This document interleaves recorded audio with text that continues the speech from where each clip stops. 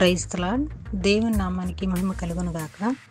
దేవుని నామం పేరిట మీకు మీ కుటుంబ సభ్యులందరికీ ప్రభువైన యేసుక్రీస్తు నామములో కృపా సమాధానం కలుగును గాక. Today God promise. ఈరోజు దేవుని వాగ్దానము, but though he cause grief yet will have comparison according to the multitude of his mercy.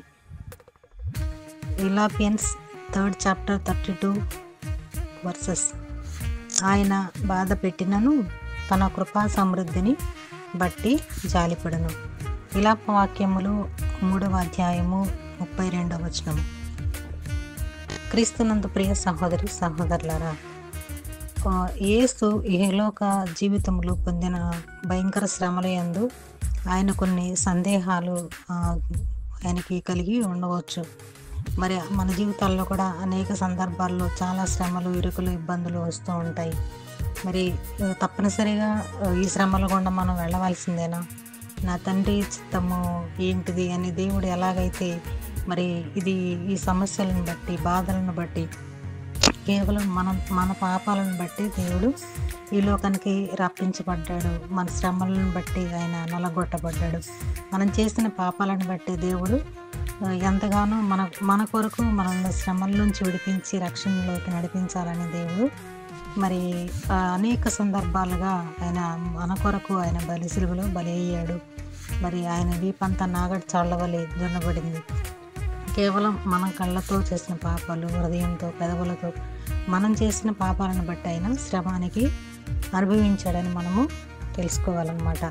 మరి అట్లాగే తండ్రి దగ్గర మరి ప్రార్థన చేస్తాడు, నా తండ్రి చిత్తమును సమస్త విషయాలందు నేను విధేయుణ్ణి కాలేదా?